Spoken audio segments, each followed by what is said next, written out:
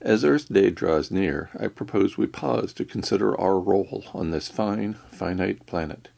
If Earth could think, what would it think of us and our actions? The human role in the extinction of species and the degradation of ecosystems is well documented. Since European settlement in North America, and especially after the beginning of the Industrial Revolution, we've witnessed a substantial decline in biological diversity of native plant and animal groups, as well as profound changes in the assemblages of remaining species. We've ripped minerals from the earth, often bringing down mountains in the process.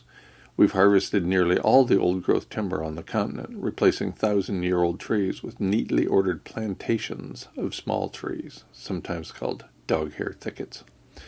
We've hunted species to the point of extinction and driven livestock across almost every acre of this continent, bearing hillsides and facilitating massive erosion. We've plowed huge landscapes into monoculture nightmares, transforming fertile soil into sterile, lifeless dirt. We've burned ecosystems, and perhaps more importantly, we've put out naturally occurring fires. We've paved thousands of acres for highways and cars, and in the process have disrupted the movements of thousands of animals. We've spewed pollution and dumped garbage, dirtying our air, fouling our water, and contributing greatly to the warming of the planet. We have, to the maximum extent possible allowed by our so-called intellect and insatiable desire, consumed the planet. That good old industrial economy just keeps on giving us toys, and in return we keep using the toys to pummel planet Earth. Now we find ourselves staring into the abyss of extinction at our own hand. Although insults by Homo sapiens since the Industrial Revolution are well documented and widely acknowledged, abundant archaeological evidence indicates similar actions in the more distant past have led to the rise and fall of several major civilizations. The industrial economy clearly represents the latest and worst attempt to destroy the living planet, although we're simply echoing and magnifying events of the last few thousand years. We spent the first 2 million years of the human experience living in small tribes with a soft touch on the land. We exchanged this modest, enduring living arrangement for a system that enslaves us, makes us crazy, and then kills us. The phrase coined by George White Melville in his 1858 book, The Interpreter, comes immediately to mind. Too clever by half. I used to believe there was a better way. I used to believe we know what it is. However much we dislike civilization, and all it brings with it, we know better than to cheer its demise. Even Benjamin Franklin is credited with a line that seems to support pre-civilized life over how we live today. Quote, "No European who has tasted savage life can afterwards bear to live in our societies." End quote. For far too long we have interfered with the Tao. We've made the sky filthy in ways unimaginable to Lao Tzu.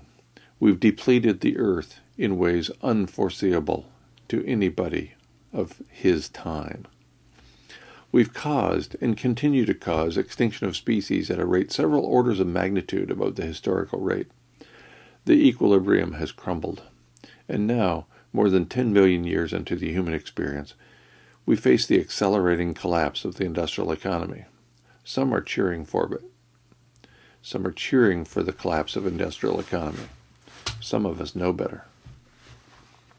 Continuing human population overshoot on an overshot planet is an unimaginably terrible idea that makes it seem as if terminating the last worst civilization before it destroys the final remnants of the living planet is a good idea. Before it makes the air unfit to breathe, before it makes the water unfit to drink, before it washes all the topsoil into the sea, before it kills us all. But it's not a good idea. Terminating civilized life invokes the loss of aerosol masking, as I've indicated many times in this space.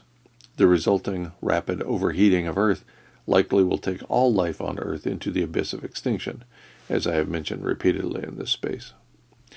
Terminating civilized life also will lead to the implosion of nuclear facilities. As a result, stratospheric ozone will be stripped away, leading to superheating of the planet in a matter of minutes. Nothing will survive. Is that the goal? Our choices are extremely limited. We can destroy the civilization that is killing us all. Doing so will lead to the loss of all life on Earth in the very near future. We can attempt to sustain this set of living arrangements as long as possible, thus allowing for the retention of habitat for our species and others. Doing so is hardly a get-out-of-jail-free card, although it allows the continuation of life, including human life, for a while longer. It comes with a hefty price tag. It sustains the civilization that is destroying life on Earth. Maintaining life, including human life, is an idea I appreciate and support. And it's not merely life that you and I love. It's life of a high quality, the kind that brings joy alongside well-being. I'm a fan.